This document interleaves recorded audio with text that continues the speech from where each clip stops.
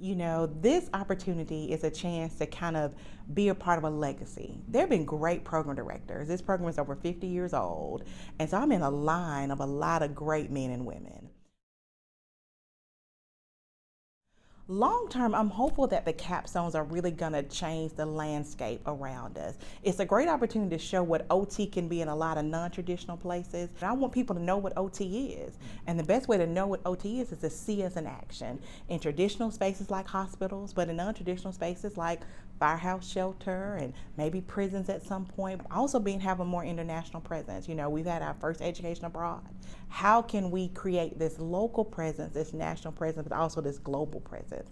And maybe that can lead to international fieldworks. So can students do their level 2 or their capstone internationally? And what can that look like? And just kind of just spreading our presence even broader. But the students really love it. They get a chance to develop something on their own and kind of their first program or research they've done from an independent perspective as an occupational therapist. You'll continue to develop programs, to do research, to look at outcomes kind of throughout your careers in OT. So it's more of a launching pad than a landing pad for our profession.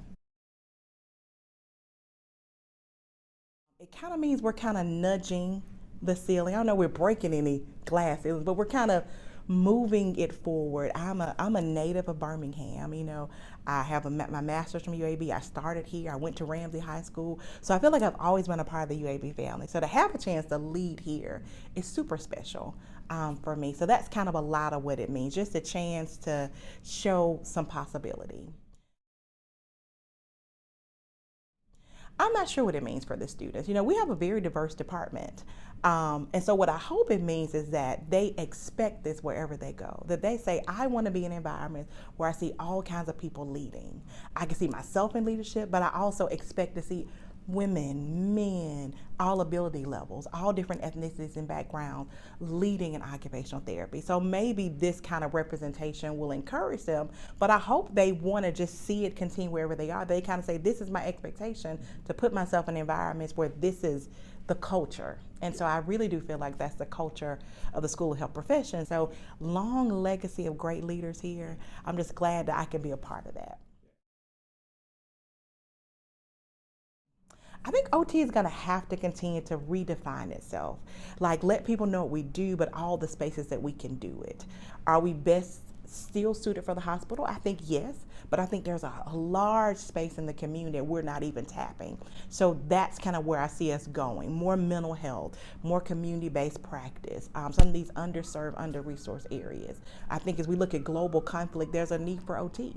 Anywhere you see change and transition and occupational injustice, deprivation, alienation, I think OT can fit there. UAB has always been a leader. This program it was the first program. And so we want to be ahead of the change and kind of anticipating where the change is, and we're already preparing our students to be there to meet it. And so hopefully that's what they're getting from this program. That's what we want them to get from it, that they're ready to face anything they see out there as occupational therapists.